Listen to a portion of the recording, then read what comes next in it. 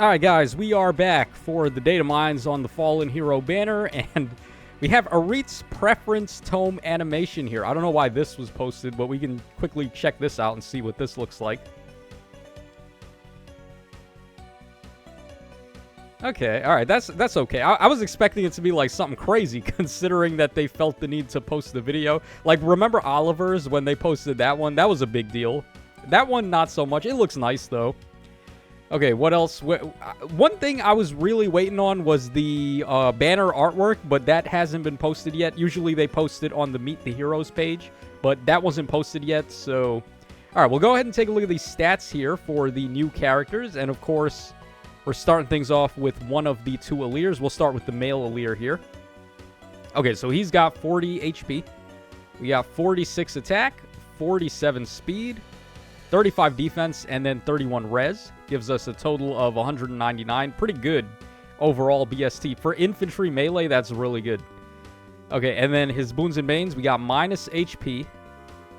We got nothing on attack there. We got plus speed. Nothing on defense, and then...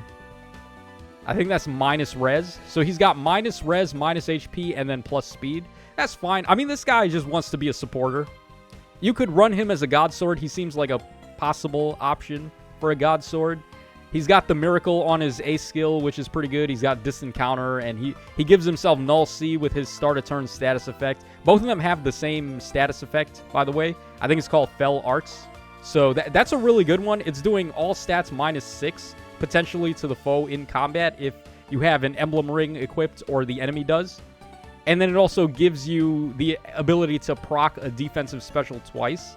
So if you got something like Armored Blaze or even Gust and Boulder and things like that, those will be able to proc twice as well. So non-armor type units now have the ability to proc a defensive special twice, which is pretty interesting, especially for these Omni-Tank type of units that are infantry, right? So that could be something that could stir up the meta a little bit. And of course, the Null C that comes out of Fell Arts is very good as well.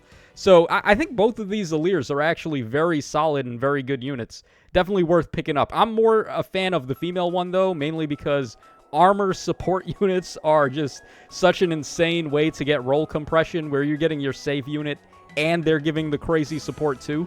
So I think she might be slightly better. She also has Brave Attacking. I don't remember if this guy did, but I do remember the female one does have Brave Attacking, so that's also very beneficial for these armored units to be able to, like, have a better chance of killing the enemy that's attacking them. So, female Aleer here, we have 51 HP. We got 48 attack. We got 18 speed. Wow, she's very slow. That's very atypical of these Aleer units to be very slow. Alright, then we got 45 defense and then 49 res. Very perfect stat placement, honestly. It's all attack, all defense, and res. Even HP is really good, too. And that's one of the stats that they usually dip a little bit below on for these recent units. So 211 overall. That means she's in the 215 bin. That's a very high scoring unit right there. Okay, so we have plus HP as an Ivy. That's, you don't really see that too often. That's really cool. Then we have also plus attack.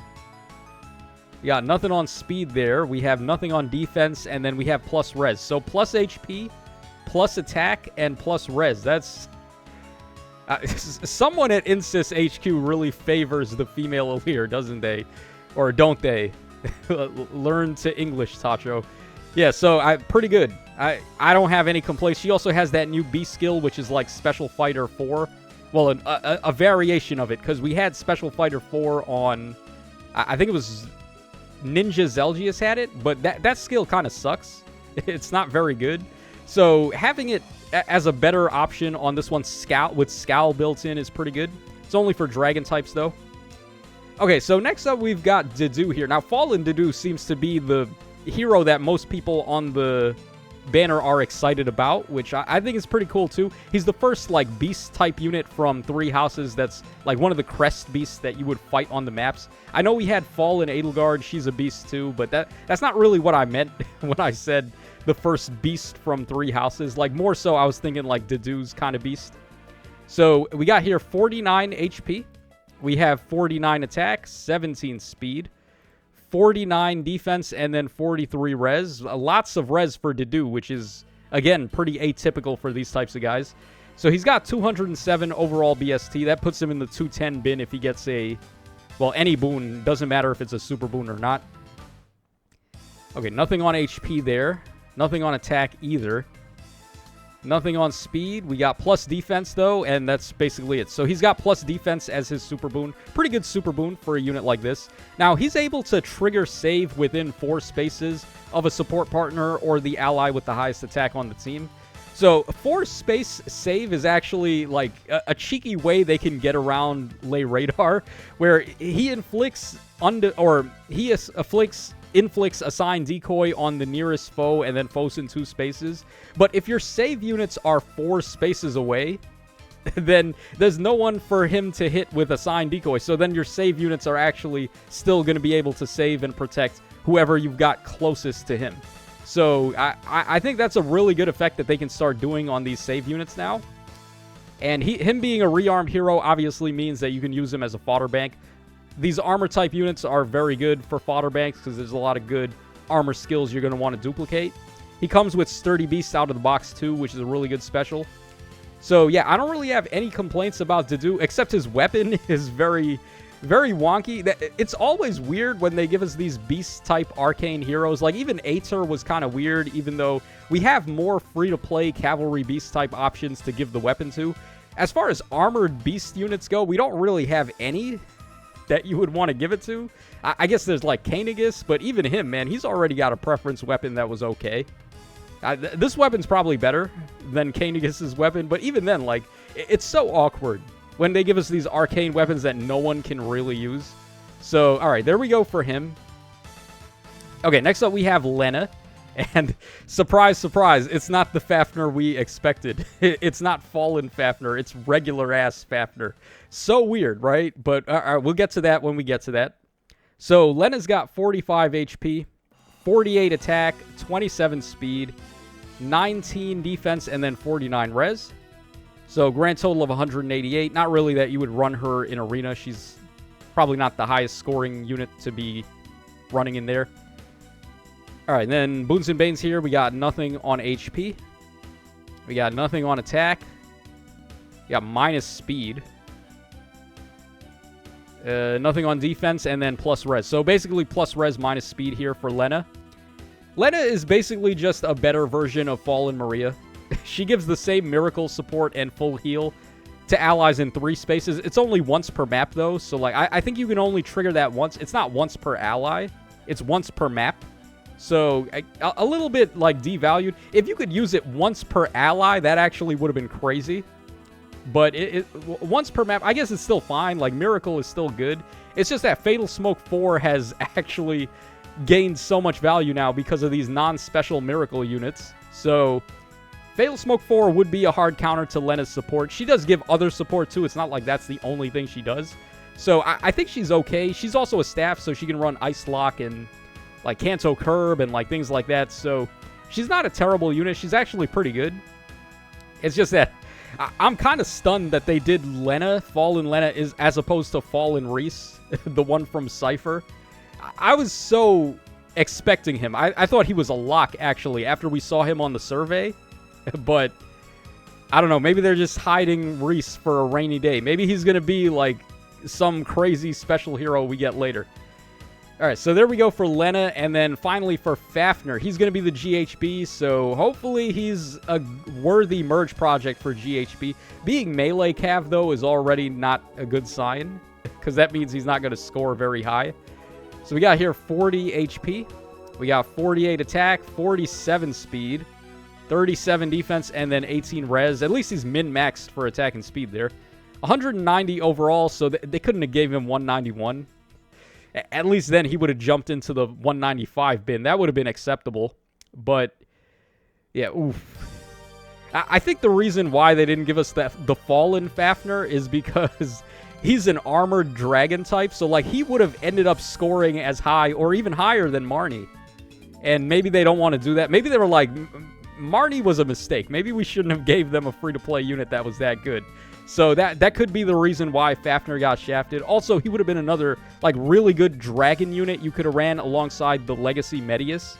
So then you could run like New Year Kana and also Fallen Fafnir, and then Medius would be getting his full weapon effect there. I don't know. Maybe not. Who knows what they were thinking. Okay, he's got minus HP. He got plus attack. Yeah, nothing on speed. Nothing on defense, and then nothing on rest. So just plus attack. I would have expected him to get plus speed, actually. But I guess it is what it is. So, all right, Faf. What do you got for us, boy? All right, he does have a preference weapon at the very least, so that does bode well. Iron Hraidmar. Or is it Hraithmar? Yeah, I think when you see the D there with the little, like the accent mark through the D, that's like you pronounce it TH, like Hraith, instead of Hraid. But what do I know? Do I look Norse to you? I'm not. Okay, so 16 might, 1 range, grants attack up 3. Enables Kanto Distant +2 with a max of 5. Oh, that's a pretty high max there. Max of 5, Jesus. Kanto 5 during turns 1 through 4. For foes within 3 rows or 3 columns centered on unit, inflicts attack speed and defense -5, inflicts guard on the foe per attack, and those foes suffer guaranteed follow-up. So he's got built-in, like, once again, rain debuffing. We've seen this on a lot of units now. Like, half of the Refine batch we just looked at had something like this. And Ninja Lin, too. So, yeah, this is good. I like debuffing like this. This is pretty good. Okay, then also at the start of combat, if unit's HP is over 25%, grants a bonus to all stats equal to the number of foes in 3 rows or 3 columns centered on unit times 3 with a max of 9. Deals damage equal to 15% of attack, excluding on AoEs. And grants special cooldown charge -X to unit before unit's first attack. Okay, that's very good. X is the number of spaces from starting to ending position of whoever initiated with a max of 3. And it looks like that is everything. Okay, so seems pretty good. Overall, I mean, I was kind of down on him not being the Fallen Fafnir, but for what this is, this looks pretty solid, right? We're getting Rain style of debuff there, which is good. Or not Rain, but Crux, right? The Crux style of debuff, which is good. And then he's also getting some in-combat stats, and then he's getting true damage based on attack. Would have liked it if he got some true DR as well. Like, that would have been the only thing missing here, but I think it's, for what it is probably fine enough. He is a GHB. So, yeah, the idea is you're going to want to give him, like, Haze Slice or something like that. Give him momentum. He already has momentum on his weapon, though, so, like, you maybe don't need to give him momentum, but it's just that momentum is one of the better DPS skills, too, outside of just giving the special acceleration. Or you could run an AoE on him, too. I guess that's an option. He's not getting the true damage on AoEs, though, which sucks. That would have been good if they let him do that. Okay, then passives, we got Dragon Fang there. We got Lull, Speed and Defense. Pretty cool. And then Rouse, Attack and Speed 3. Lull is nice to get on GHB. Not going to be mad about that. And it is pretty rare. Like, we don't really have free-to-play units that give that. So, yeah, pretty overall good. It could have been worse. It could have also been far better if they gave us the Fallen Fafnir, but it is what it is. We'll take it.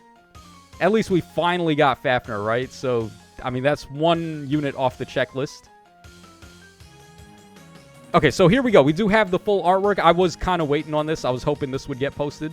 So, all right, let's go ahead and take a look. The artwork on the Fallen banners is always, like, poggy as hell. So we got Fallen Alir there. All right, looks okay. Her legs look a little bit too long, though. Like, her torso and her head are, like, very small. And then her legs are just, like, projecting outwards like rockets. Kind of crazy. All right, there's the attacking artwork. Nice little kung fu pose. All right, there's the special attack. She's got, like, jazz hands there. All right, been a while since we've seen the jazz hands come out.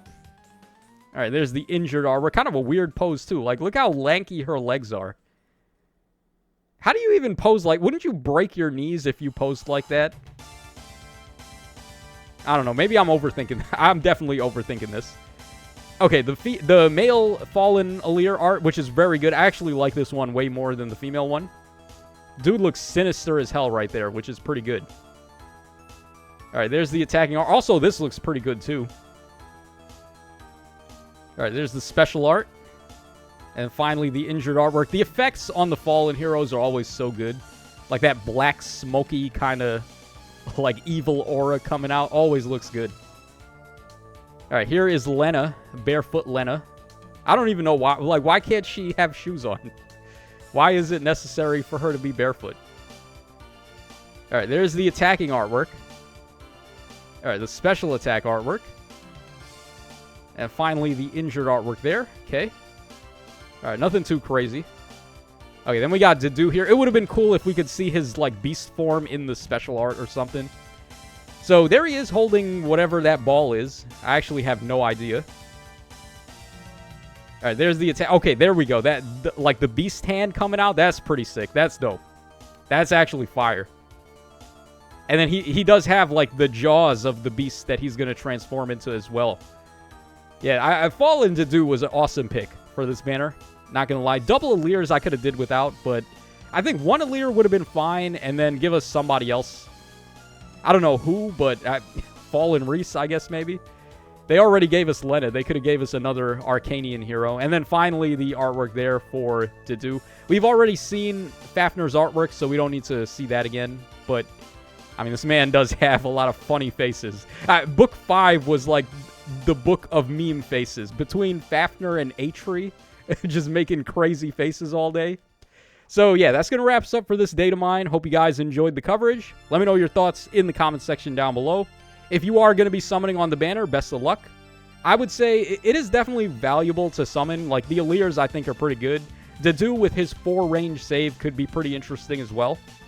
But also, I'm not going to be able to summon because I got no orbs. Because I still cannot get Anniversary Marth.